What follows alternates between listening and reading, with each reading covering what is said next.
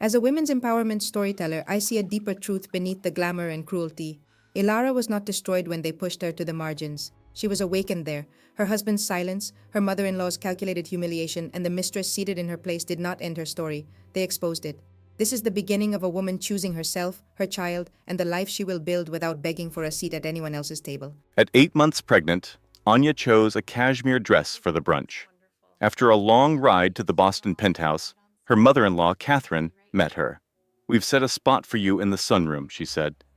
Anya saw her husband, Leo, talking with Sophia, who sat in the chair meant for her at the family table. He completely ignored her. The real cut wasn't the solitude.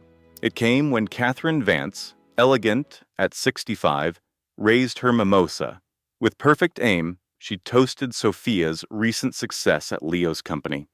To the whole family, she said, her voice like chilled steel. "Some people just fit in so naturally, don't they? You seem overwrought. It's making guests uncomfortable."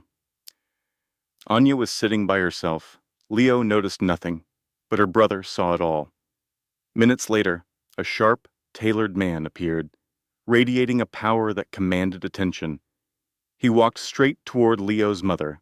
Catherine Vance turned, expecting a waiter.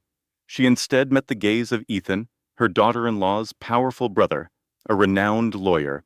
Her practiced social dominance faltered against the cold fury in his eyes. This wasn't just about humiliation. It was about Anya's realization. This is about a woman rejecting the corner she's put in to design her own world. The moral, true strength is refusing to make yourself small for people who will never make room for you.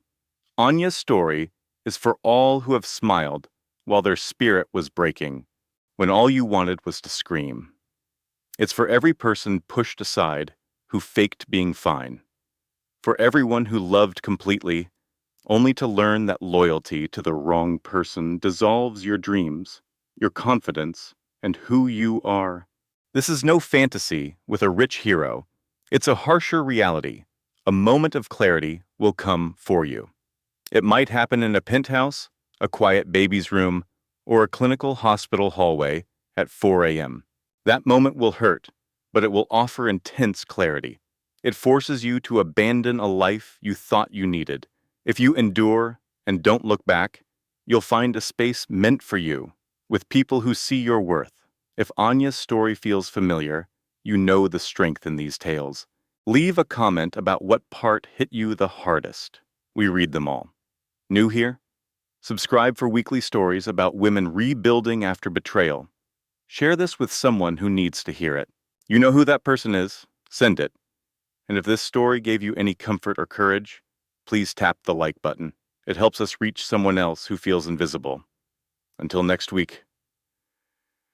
The clink of champagne flutes filled the air with the sound of money. The penthouse buzzed with the quiet confidence of Boston's old money. A crisp, cultured voice cut through the chatter. "Anya, dear, Leo must have mentioned the arrangements. We're a bit crowded at the main table." Anya Vance stood motionless by the entryway. At 8 months pregnant, her feet were swollen. She wore a blue cashmere dress, a small attempt to feel like herself again, not just a carrier for the Vance heir. She steadied herself on the doorframe as the baby kicked hard. No one had said anything about special seating. Leo's words that morning were brief. "It's just brunch, Anya. Make an appearance." The apartment overlooked the entire city. Anya started counting things, a nervous tick. The floor-to-ceiling windows, the abstract paintings, and there, at the long dining table, in her chair beside Leo, sat Sophia Reyes, a star architect from his firm.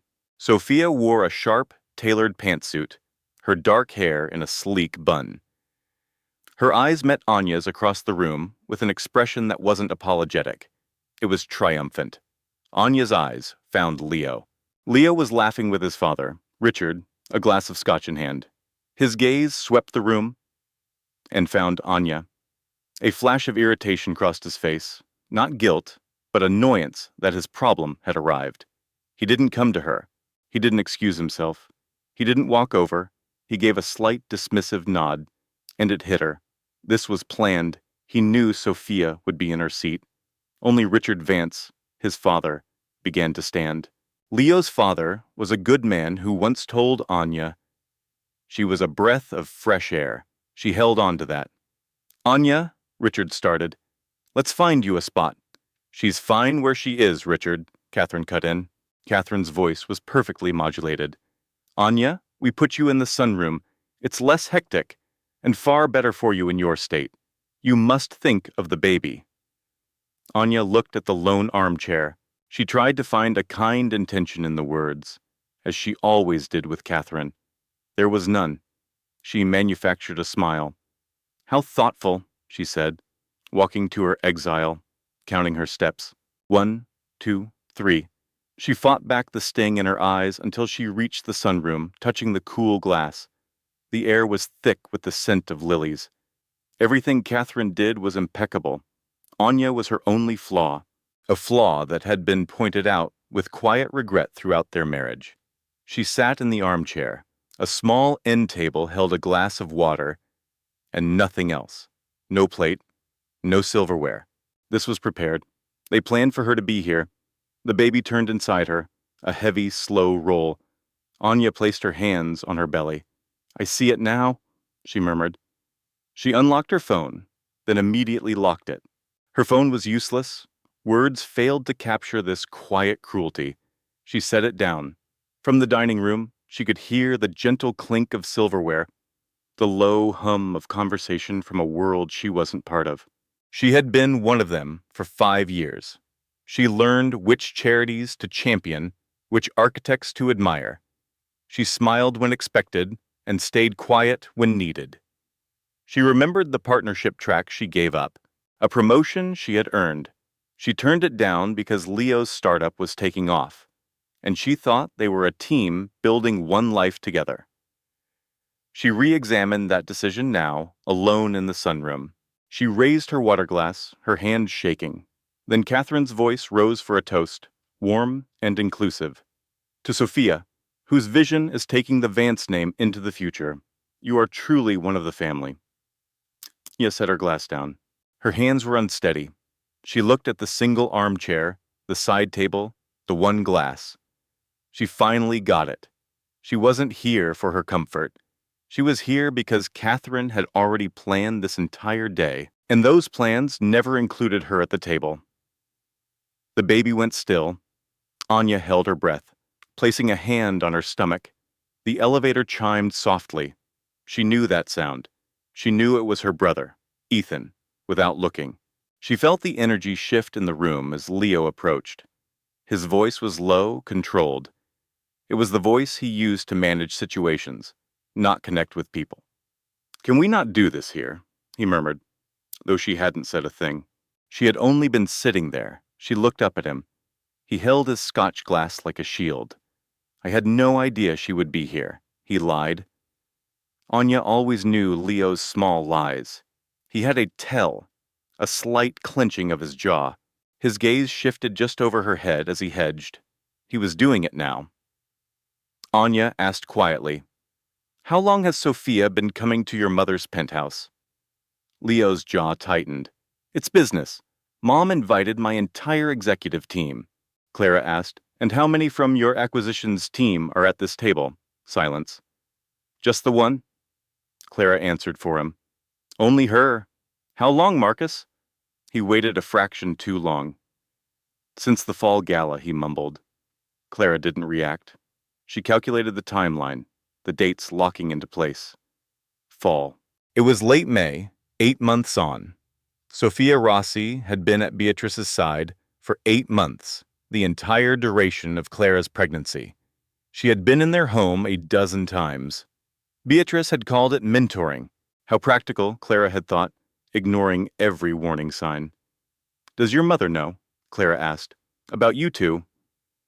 Marcus stood frozen. There's nothing to know. That wasn't my question. The silence that followed was thick enough to touch.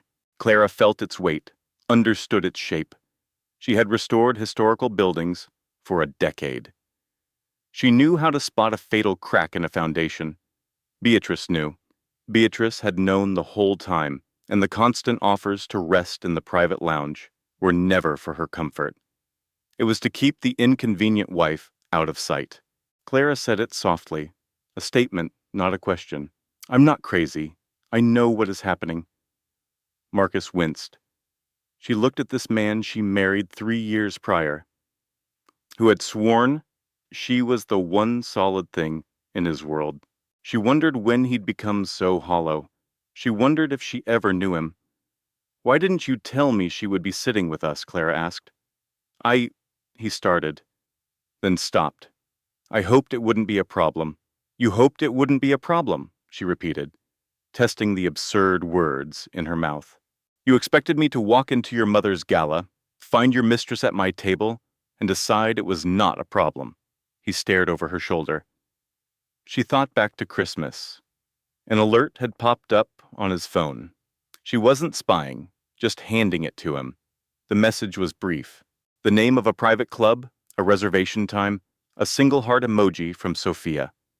She had looked away and said nothing. The next day, she asked. He called it a last-minute deal with a new client. He said it so smoothly, without any of his usual tells.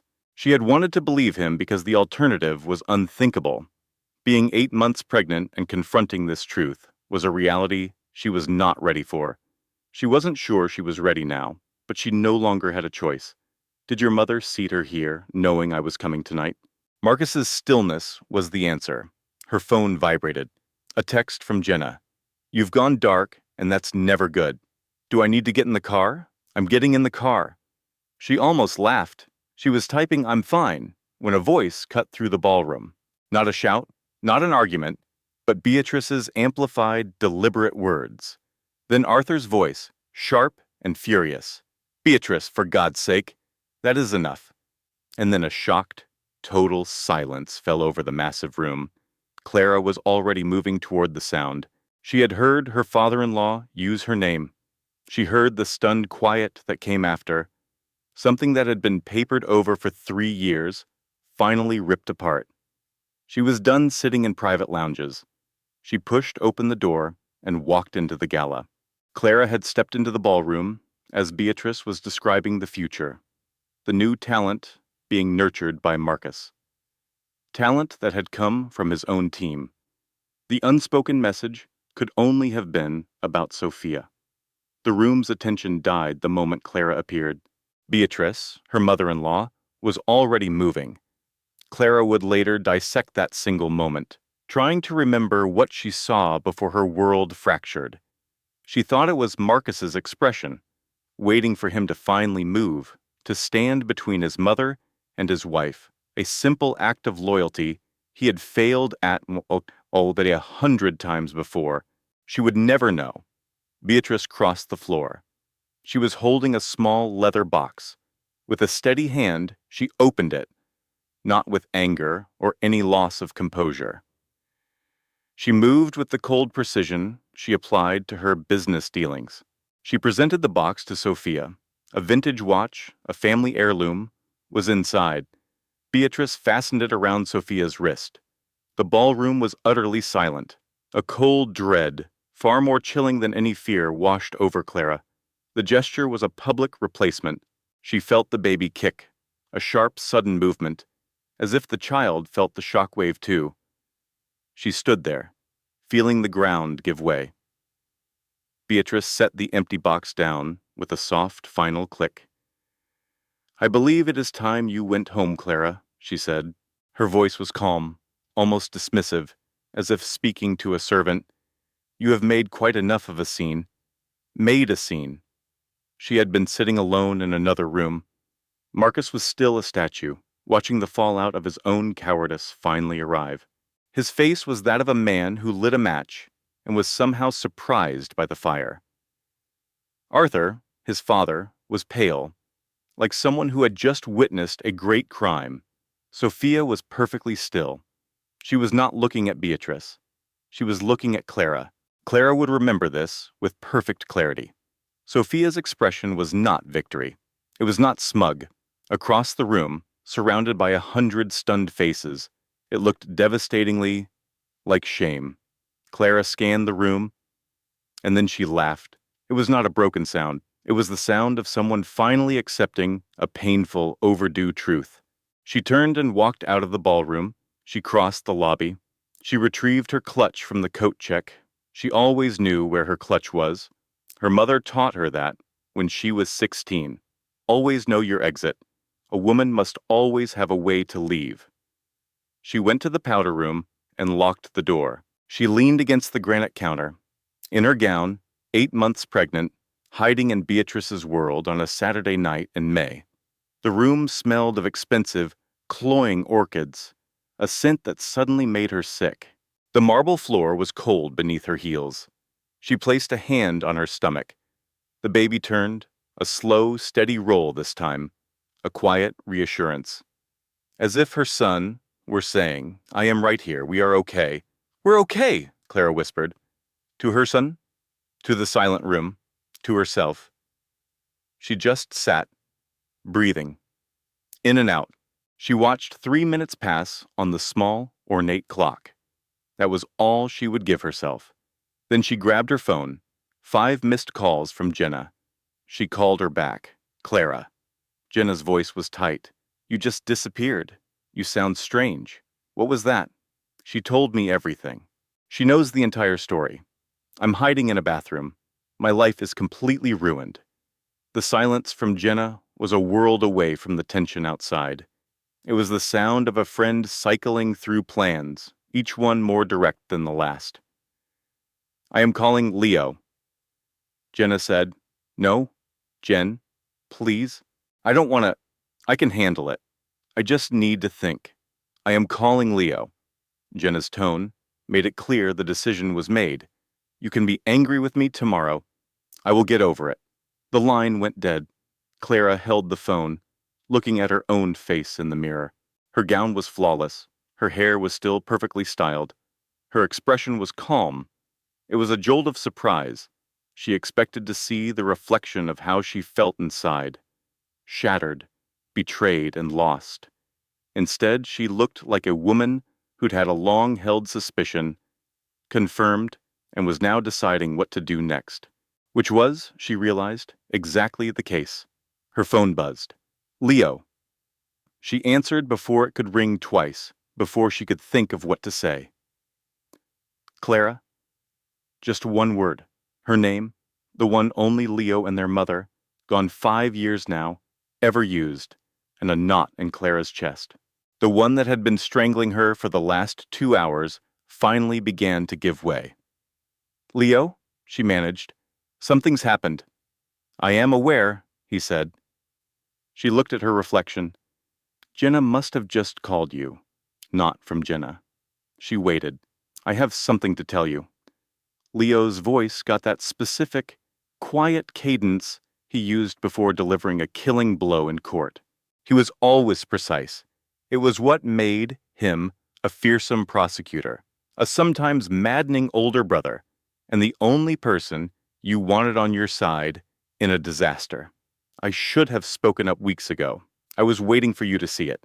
So I am asking you now. Are you ready?" Clara met the eyes of the woman in the mirror, gown uncreased, gaze like ice. "Yes," she said. Leo had known about Sophia for 2 months, not from a detective, but from his own network. Leo had sources, quiet and thorough people who specialized in information.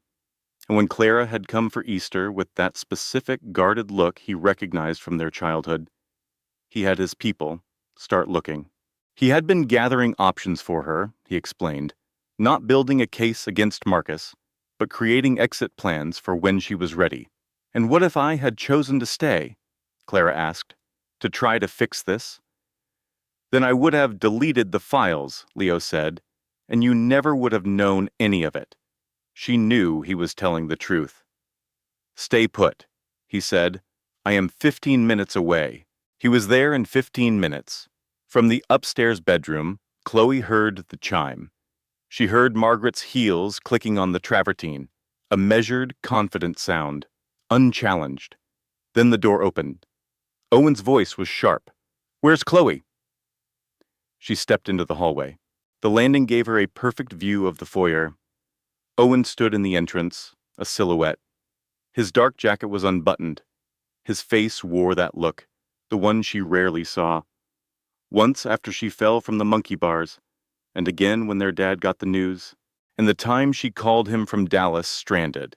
It meant I am handling this now. Margaret had smoothed her expression, dressed for the gala. Her posture was impeccable. She gave Owen her usual look of polite dismissal. Owen? Her tone was deceptively pleasant. Whatever Chloe has said, this is a private family matter, and I must ask you to leave. She told me you expect her to ignore his mistress, Owen said. She's 30 weeks pregnant, Margaret. I'm aware of the timeline, she clipped back. My nephew is in there, Owen stated. The woman you just humiliated in front of your friends. Margaret's composure was legendary.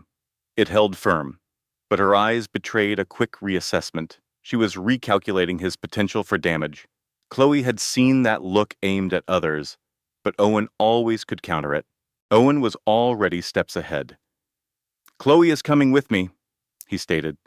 She'll stay at my condo tonight. Is that a problem for you?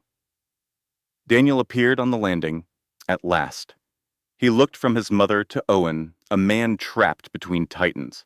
Owen, I know you're angry, he started.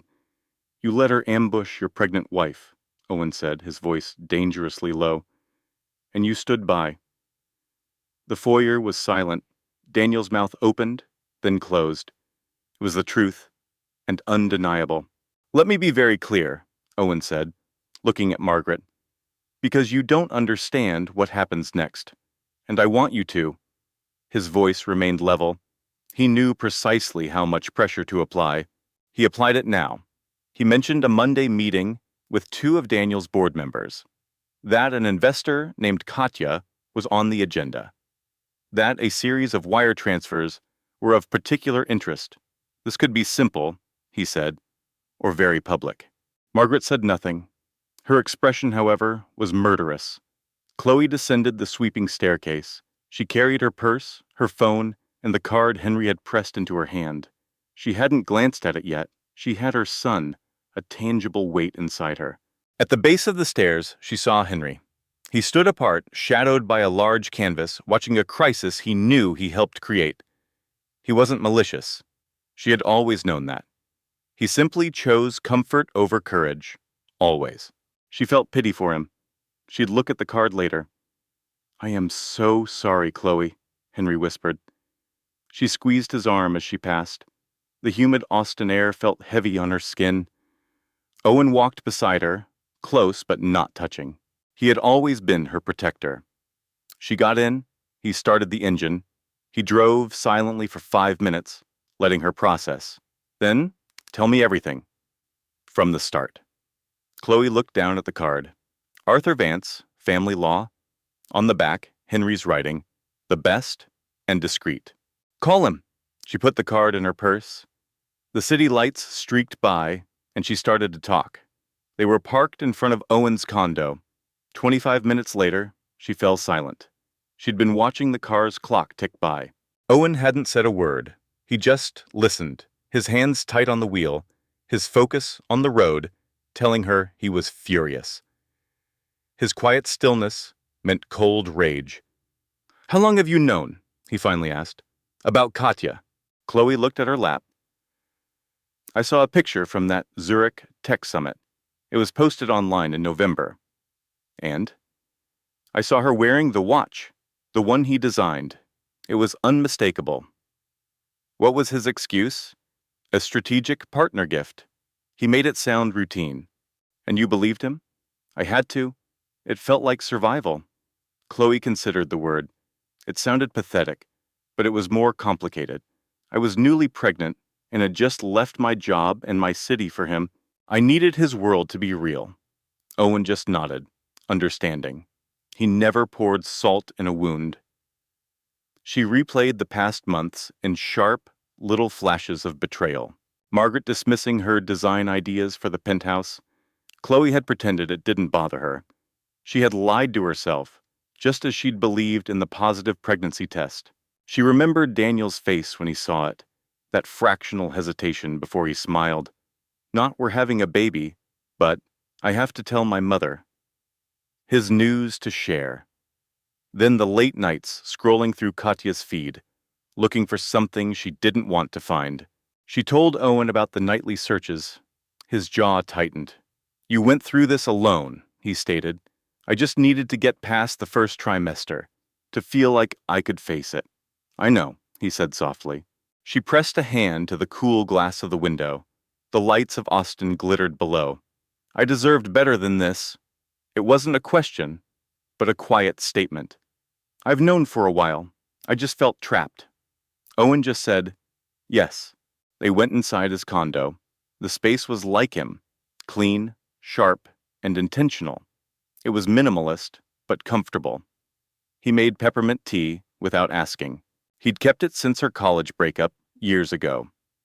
She sat on the leather sofa, holding the warm mug. The baby shifted, a slow, rolling kick. Chloe placed her hand over the movement. "He's active tonight," she murmured. He sat opposite her, watching her hand. A fierce, protective look crossed his face. "He gets that from his mom," he said. They sat in silence with the city's hum below. Her phone buzzed on the table. Daniel. She saw his name. Owen glanced at the screen. She turned it over, without reading the message. "He wants you to come back," Owen stated. "He wants me to make this easy for him." She looked into her cup. "I've always made things easy for him. I'm done doing that." Owen met her eyes. "So, what do you want?" he asked. And Chloe, who hadn't known what she wanted for years, who was so used to accommodating others, just considered the question. Yeah, she didn't rush to find an answer. She let it settle in the quiet room, and slowly, in the safety of her brother's home, as her tea cooled and her son stirred, the answer began to take shape. It was almost 3 in the morning. The spare room was ready. The traffic 14 floors below was a muted roar. Even in her brother's pristine guest room, with its high-count sheets, sleep was a forgotten luxury. Ava had been staring into the dark since 1 a.m., that familiar hour when her mind became her enemy. She reached for her phone, opening a new note. It was a habit she'd inherited from her mom. When the world spins out of control, you list the facts, make them solid, separate what you can fix from what you must endure. She typed the heading, "The Unvarnished Truth." 1. Julian has been with Sasha, his junior architect, since June. 2. His mother, Genevieve, knew. 3. I suspected but chose ignorance. 4. My sister saw them and gave me an attorney's card. 5. My daughter's coming in 9 weeks. 6. I have no job. I left my curating position when Julian's firm relocated us to Chicago. 7. I put $60,000 from my inheritance into our condo down payment. 8. I love him. Or I loved who I thought he was. 9. I can't decide which is worse. The phrase, "I was a fool," tried to surface, but she pushed it down. That wasn't the whole story. She wasn't foolish. She was managed. There's a difference. Foolishness implies you ignored the signs. She didn't ignore them. She was fed a curated reality by Julian, a master of appearances, and his mother, who had polished the family's image for decades.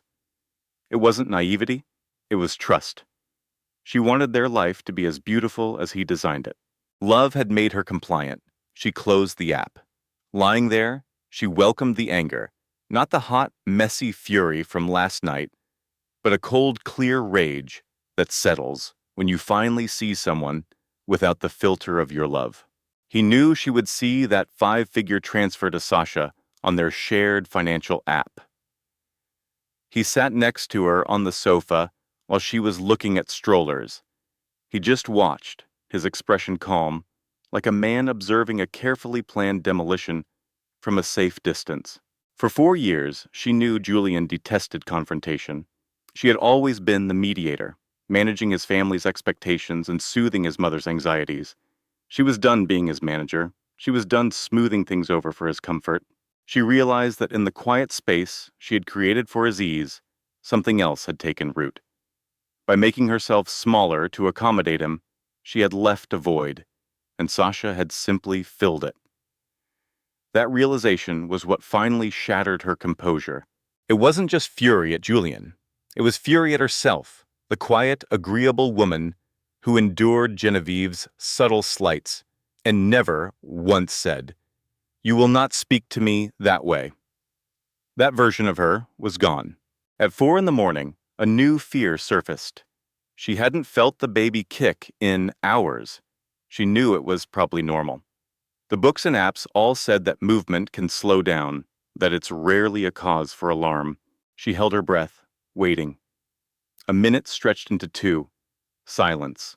She pressed a hand to her belly. "Come on, sweet girl," she whispered. "Just a little kick from Mommy." Another minute passed, and she was out of bed, knocking on her brother Ethan's door without a conscious thought. She had resolved to face this crisis alone. That was the plan. But her knuckles hit the wood anyway, a decision made by instinct, not by logic. Ethan opened it instantly, already alert. "I haven't felt her move," she said. "I'm sure it's nothing. I know the stats, but I need to go." Ethan just nodded. "Get your coat?" He was dressed and ready in a minute. The emergency room was stark and quiet at 4:45 a.m. The harsh lighting felt surgical and cold. A silent news channel played on a corner television. The triage nurse offered Ava a kind, weary smile she had probably used 1,000 times. By 5:10, they were in a private room. Dr. Anya Sharma, Ava's OB, arrived at 5:15. She was a composed woman in her 50s, radiating a calm authority that Ava had always found reassuring. Dr. Sharma performed the ultrasound herself. The screen flickered on, and a rhythmic pulse filled the room, strong, steady, 144 beats per minute. "There she is," Dr. Sharma said softly, "active as ever. Just turned herself around. Her back is against your front, so you wouldn't feel the smaller movements." Ava stared at the monitor, at that tiny, perfect spine, and the motion of a little hand, all of it blissfully unaware of secret bank transfers and the men who make them. The tears came without warning. They were for the relief that was unknotting her insides, but also for a deeper grief that had been building for months. She cried quietly, the way you do when you cannot fall apart completely. Ethan slipped out into the hall. Dr. Sharma sat on the edge of the exam table. She just waited. "I'm sorry," Ava whispered. "I felt like she was fine, but I just—" "You did the right thing," the doctor said. "Always come in. I don't care what the statistics say. Statistics are cold comfort when you're alone in the dark." Ava managed a weak smile. "Stress is a physical thing," Dr. Sharma said. "It isn't just in your head. Your body is under siege. Your baby feels that. It's a real factor." "I know. You need to find a way to truly rest. Not just lie awake at night counting your wounds." Ava met her gaze. "How did you know?" "Because every pregnant woman in this room at this hour has been doing the exact same thing." She stood. "What do you need, Ava? Not what should you do. What do you need?" The question hung in the air, open-ended. It wasn't a test. Ava thought for a moment. "I need to stop being a person things happen to," she said finally. Dr. Sharma nodded, not with pity, but with a look of profound understanding. "Then it's time to start," she replied. She left to get the discharge papers. Ethan came back with 2 cups of vending machine coffee. He handed one to her silently. She warmed her hands on the cup, the sterile quiet of the hospital wrapping around them. "She's good," Ethan said. "She's good," Ava repeated. A moment later, from down the hall, they heard the first piercing cry of a newborn baby. Ava listened, while Ethan studied the floor. "Ethan? Yeah. I'm calling that lawyer this morning." "I'll find you the best one," he said. "No questions, no judgment, just support." They drank the terrible coffee as the city outside began to wake. The black sky softened to gray, hinting at the day ahead. Ava's phone buzzed. She expected Julian. It wasn't him. The name on the screen was Sasha Kent. Ava stared at it. Ethan was studiously ignoring her phone. She opened the message. "I know I'm the last person you want to hear from, but I think we need to talk. You need to know the lies Julian has been telling me too. I am so deeply sorry for my part in this." Ava read it twice before handing the phone to Ethan. He read it, his face a stony mask. Should I reply? Ava asked. That, Ethan said slowly, is entirely your decision. She looked at the screen, then put the phone away. First, she would sleep. Then she would call the lawyer.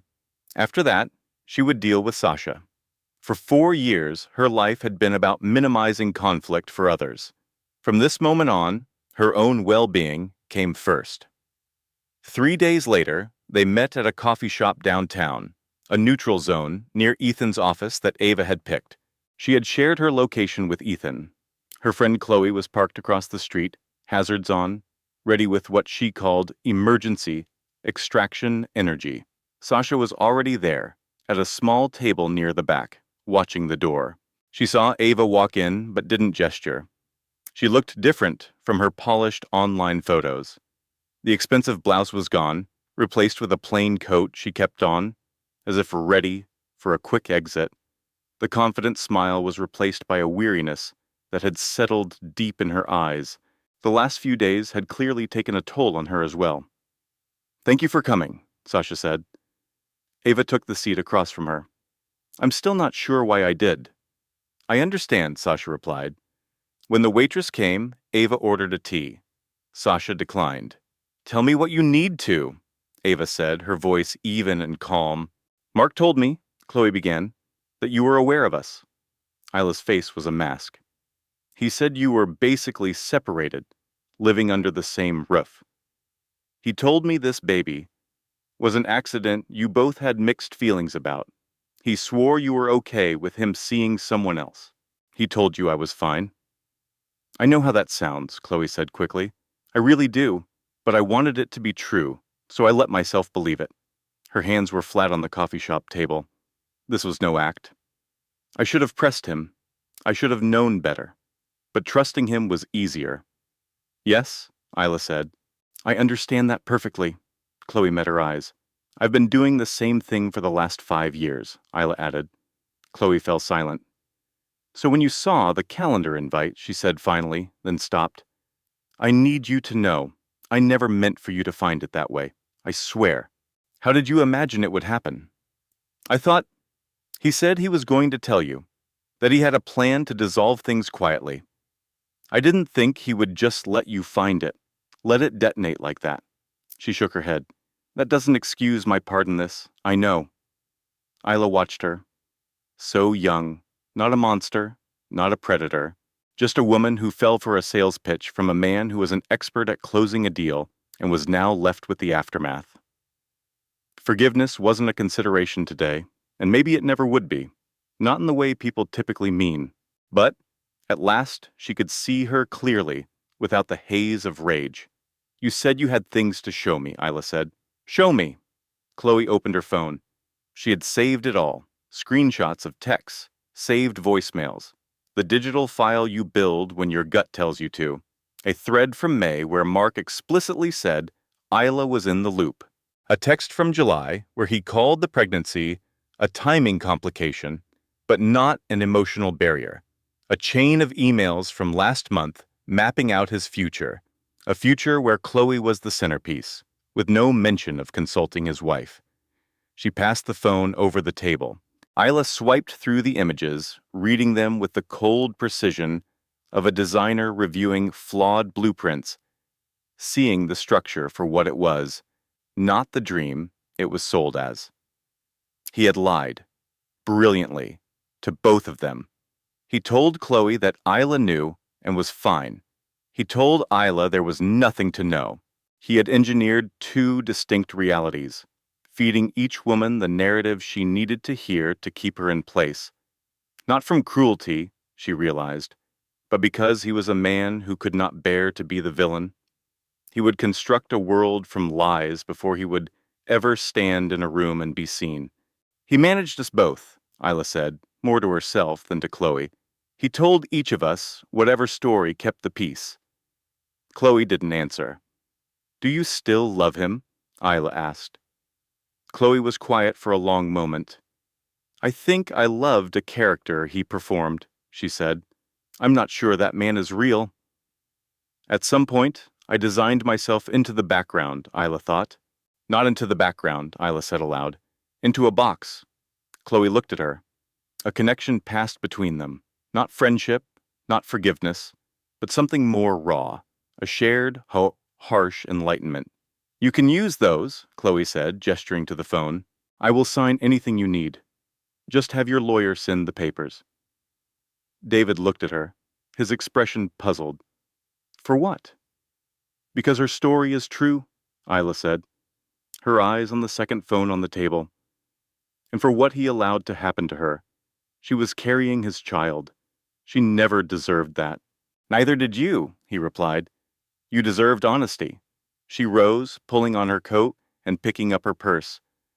My lawyer will be in touch about the deposition, she said. David simply nodded. When Isla stepped outside, her friend Jessica was already out of the car, hurrying over. So? Jessica asked. She confirmed all of it, Isla said. Absolutely all of it. The secret phone, the hidden investments, the entire disgusting lie. Isla started walking toward the car. He had her convinced I was okay with it, that we had some progressive, open marriage. Jessica walked in silence for a few steps. Okay, I need a minute for my brain to catch up. Take all the time you need. I'm taking it, she said, stopping. Okay, how are you? Isla gave it a true moment of thought. It's a strange feeling, like being numb and seeing everything in high definition, she said as Jessica unlocked the doors. If it helps, I never trusted him, Jessica confessed. You were at our wedding. I wore that hideous lavender dress. That proves nothing. No, Jessica conceded, but I still wore it. That afternoon, David took Isla to Mr. Harrison's office. Harrison was a sharp, methodical man in his late 50s who used his designer glasses more as a prop than an aid. He sat with Isla at a large conference table, reviewing the burner phone's contents and Mark's financial statements, along with a supportive note from Mark's estranged father. He finally removed his glasses and looked at her. Mrs. Davenport, he said, I need you to understand the position of strength we're in. Harrison explained the situation with calm authority. The financials showed a clear narrative. For the last 18 months, Mark had been diverting funds. Not in large, obvious sums, but a steady bleed into accounts that would never appear on their shared documents. Nothing illegal, Harrison specified. But in divorce proceedings, these patterns establish intent. The phone's messages completed that picture. In these texts, Harrison said, you have a digital record of calculated deception. Your husband described your marriage to an outside party in a way that was completely false. He lied about your awareness and consent, and we can prove it. The courts take that very seriously. He then laid out what Isla could demand: the San Francisco penthouse, a significant financial settlement, and child support calculated from Mark's actual earnings, not his reported income. His development firm just closed a 9-figure deal, Harrison mentioned. He gave David a quick glance, a silent acknowledgement of a prior, more detailed conversation passed between them. He'll fight it, Isla said simply. His mother will make him fight it. That, Harrison said, is an entirely different matter. Victoria Davenport has no legal standing in this room.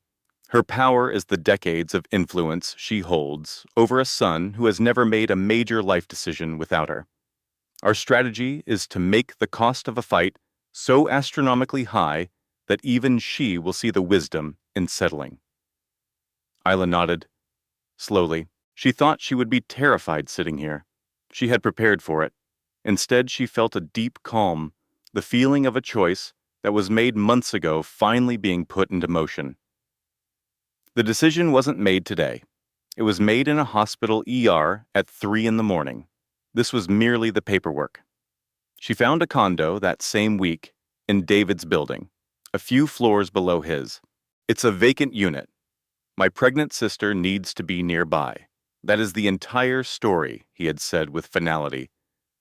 She let him have that small fiction. She called Dr. Stevens to have her prenatal records moved closer to her new place. She notified her insurance carrier of the address change. She got estimates from 2 moving companies. She organized it all in a single afternoon with a notepad and pen, feeling a sense of purpose she hadn't known in years. At last, she dialed her mother. Brenda Miller answered from the Seattle home where Isla was raised.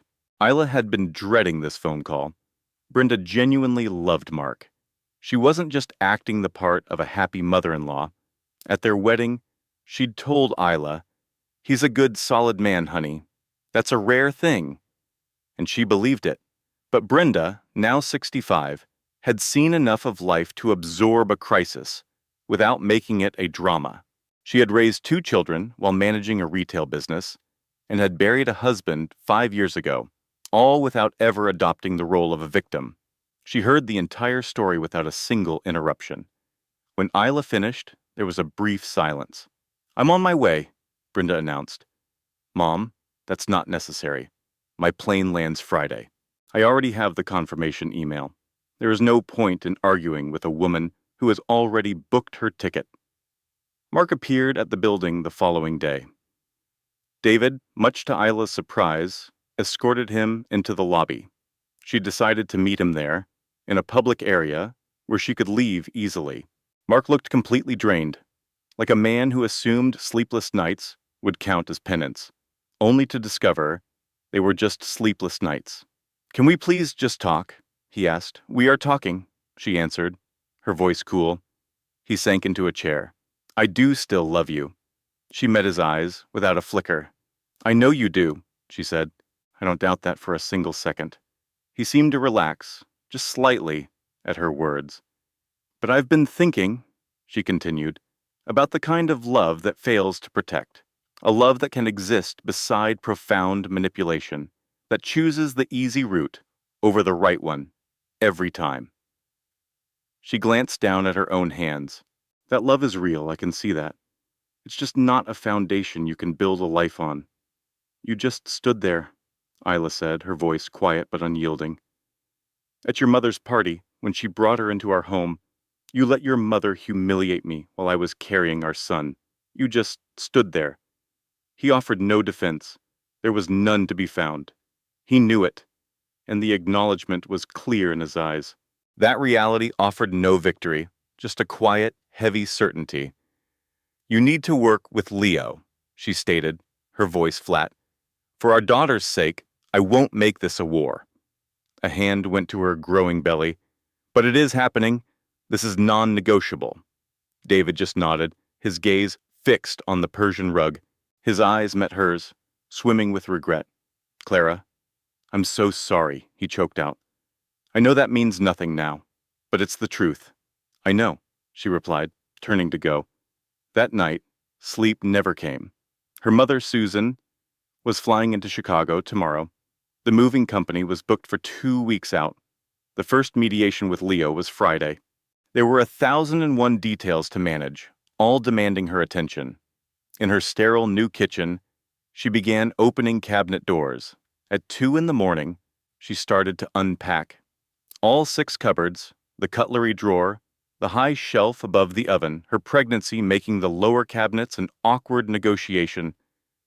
With Chicago's skyline glittering outside and her mother asleep down the hall, she began arranging her books by color on the built-in shelves. It was a kind of obsessive order she'd never cared for before. Now it felt like a lifeline. She was on the blues when Leo's name lit up her phone. "It's 2 a.m., she said. "I figured. You organizing?" "Color-coding the library." A short, knowing silence. "Of course you are." Then a hesitant pause. "Sophia posted on her professional network today a saccharine piece about integrity and new horizons for all their mutual contacts to see." Clara gripped a hardback copy of Moby Dick. "I saw. She messaged me about embracing her journey.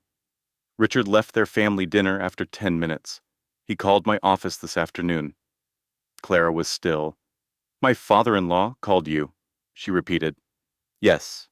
He's decided to take a side. He's willing to provide a sworn affidavit," Leo went on. "And there's something else. You should probably sit." "I'm fine." "Clara, sit down." She sank onto the floor. her back against the bookshelf. One of Sophia's junior colleagues got a screenshot from their team's private chat before the post went up. He was uncomfortable with the whole situation. Clara stared at the gilded title on the book's spine. "It's just a few messages," Leo said gently. She only had to look once. A few bubbles of text. Sophia, in a private chat, bragging to a co-worker about the upcoming trip to Aspen with David.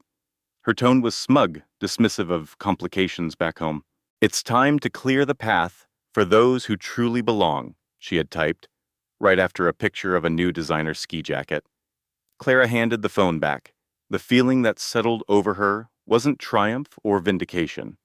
It was quieter, a resigned melancholy, like watching a storm you knew was coming finally break. "What's our next move?" she asked. "Nothing," Leo said. "We do absolutely nothing." The kid who sent it already forwarded it to a few people in their circle.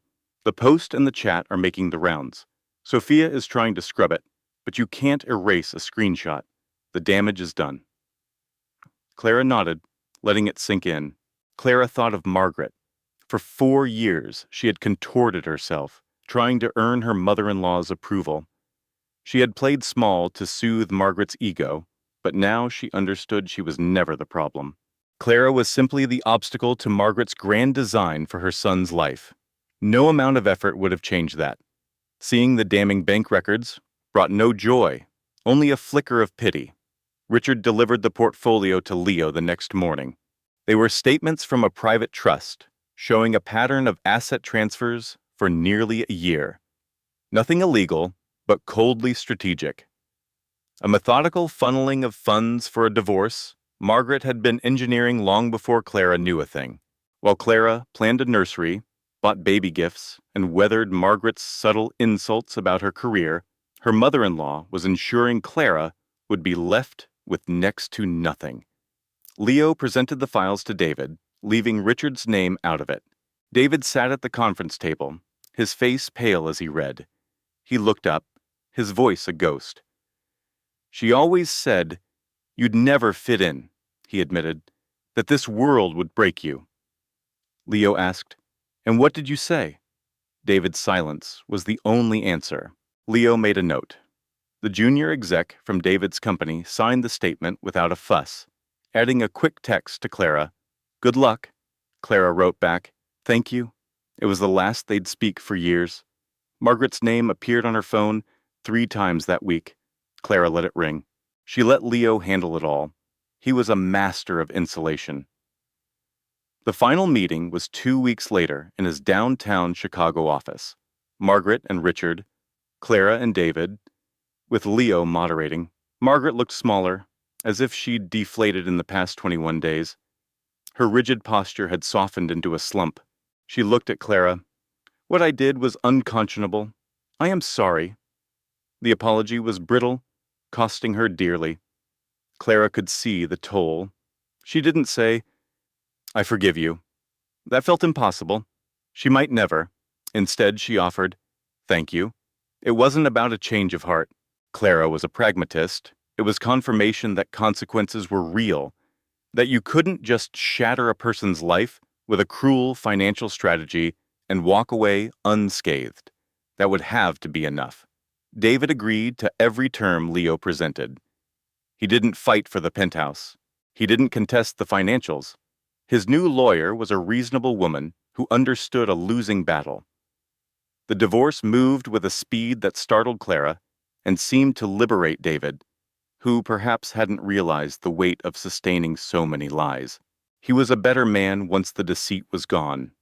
She could see that, even if it didn't stir any desire to have him back. The baby was born on a Tuesday, March 31st, 6 weeks after she found the Aspen reservation, 3 weeks after the trust fund was revealed. At 7:42 a.m., Leo was in the waiting room. He'd been there since 4 that morning and never once looked at his watch. Grace was there, too, with a tote bag of what she called support snacks, a magazine she'd never open, and a carefully curated playlist. Susan, her mom, was in the delivery room. Clara had asked her to be. Her mother arrived 2 days early, renting the apartment 1 floor down. She never uttered the words, "I told you he was no good." She just made herbal tea, folded tiny onesies, and talked about ordinary things. Her new orchid, a mystery novel, the neighbor's dog. Clara understood this was a profound form of love, the act of treating someone's life as normal when it was falling apart. David was in the waiting area. He came as soon as Grace called. He stood frozen in the doorway and saw his son. Something broke across his face. Not guilt, not sorrow, but a pure elemental awe that stood apart from the wreckage. Just the simple fact of this tiny being. "He's here. He's my son." "What's his name?" he whispered. "Oliver," Clara said. "Oliver James." He gave one sharp nod. "It's a strong name," he said. Clara looked at him and knew, without a doubt, he would love this boy. Whatever his failings were with her, he would love his son. On that single truth, she could build a future. It wouldn't be easy. It would ask more of her than anything before. But she could see the architecture of it, a life built around Oliver's well-being, with enough distance between them to keep it sound. She brought her son home on a Thursday in April, to the apartment 2 floors below Leo's. The air smelled of the white peonies her mother had left. Her favorite, not the fussy roses Margaret would have sent. She laid Oliver in the crib she'd built with her own hands, in a room she'd painted sage green herself. Under a mobile Grace had mailed her. She sat in the rocking chair next to him. Outside, the sounds of Chicago hummed along. Downstairs, her mother was settled in her temporary home. She could call her, and Susan would be there in less than 3 minutes. She knew that for certain, but she didn't need to. She just sat there as the spring light filled the room and watched her son. Oliver James, 3 days old, his eyes learning the new world. His tiny hands opened and closed as if grasping for answers. 3 weeks later, she had a few people over. Leo came down with enough takeout to feed a small army. A man who believed over-ordering was a form of love. Grace made herself at home on the rug. "I don't trust myself on new furniture holding a baby," she declared, lifting Oliver like a seasoned pro. Susan was back for the weekend, installed in the armchair with the best reading light, which Clara now called Grandma's chair, and Richard. His presence was unexpected but felt strangely correct. Richard had been the first of that family to show her any decency. He'd given her Leo's contact information. He'd provided the financial ammunition. He'd walked out on Margaret's toxic dinner. He was doing the hard work of a man who'd chosen convenience over courage for 35 years and was finally making a different choice. She couldn't resent that. It didn't come soon enough, but she wouldn't slam the door he was trying so hard to open. He sat near the window, holding Oliver. He looked at his grandson with an expression stripped of all complexity. No schemes, no angles, just a grandfather, mesmerized by new life. Oliver stared back. Richard offered a finger, and his tiny hand clamped on. "1 scoop or 2?" David offered, gently from the kitchen. "Just 1," Clara whispered, not looking up. Why bother asking her?" Maya muttered. "Because choices still matter," David replied softly. "He called again," her mother Helen said from her armchair. "What's the excuse this time?" Clara asked, her voice flat. "A misunderstanding," Helen sighed. "Of course," Clara said, without any surprise. A tiny, genuine smile touched her lips. It wasn't happiness, not yet, but a flicker of something new, the quiet recognition that she had landed somewhere safe, somewhere solid, a patch of sun on the floor.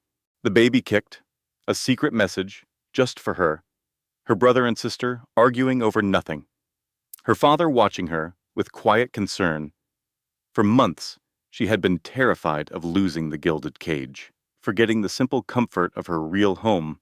She thought leaving the marriage meant leaving all security behind, but she had been a stranger in that Chicago penthouse for years, an object placed for decoration. This small room was hers. These people were her foundation. There was no one to please, no emotion to manage. She wasn't playing a role, she simply was. At 3 in the morning, the baby's movement woke her. She sat in the dark of her childhood bedroom, the house quiet with the familiar sighs of a sleeping family. The silence wasn't empty, but full of the history of the house. An old habit flared, the urge to grab her phone, open the app, look at the picture, reread the anonymous email, delete it again. But she didn't. There was nothing more to see. No more searching for clues she already possessed. No more hoping to find an alternate truth. The single damning photograph of him with his associate was enough. There was only the sound of her own breathing and the distant city sleeping. The world kept moving, indifferent to the fact that her own had been leveled. She pictured herself a year ago in that sterile, white kitchen, her hand on the cold marble island, assuring everyone she was perfectly fine. She would tell that woman, "You stayed because you believed in your vows, not because you were weak. That loyalty is your strength, not a flaw." But, she would add, the day will come when the cost of staying is your entire soul. When that day comes, you will know. Just walk away. She placed a hand on her stomach, feeling the promise of a life that was entirely hers. I thought Marcus's betrayal would be the end of me, Clara thought. Instead, it forced me to find my own beginning. I am not the naive girl who married him. I am not the curator who gave up her career for his. I am the woman I am becoming. People think you go back to who you were before, but she is gone. That past is a foreign country. You can't go back, and you shouldn't want to. This isn't a retreat. It's a new shore. As she laid in her old bed, she knew the gilded cage had always been unlocked. I simply had to find the courage to leave. She felt the baby settle, a gentle flutter, a peaceful surrender, a new life ready to explore a new world. Clara closed her eyes, her phone forgotten on the nightstand. The old house creaked around her. Outside, the suburbs were quiet. Down the hall, her parents slept. Tomorrow meant lawyers and angry phone calls. The messy work of untangling a life. But that was for tomorrow. Tonight, there was only this peace. That afternoon, her father, Richard, had simply held her hand. He didn't offer advice or judgment, just a steady presence, as if he were assessing the damage and silently promising to help her rebuild. All who mattered were here. All who loved her. She held her unborn child. The path ahead was a mystery, but not a terrifying one. For the first time in a decade, she was truly present. And that, she knew, was not just enough. It was everything. Notice. This story was written by our team to explore authentic emotions with genuine insight for our audience. Every detail and theme was intentionally designed to reflect the difficult realities many people face. This is a story by humans, for humans, thoughtfully created without the use of unaided automation. It was crafted with authentic care,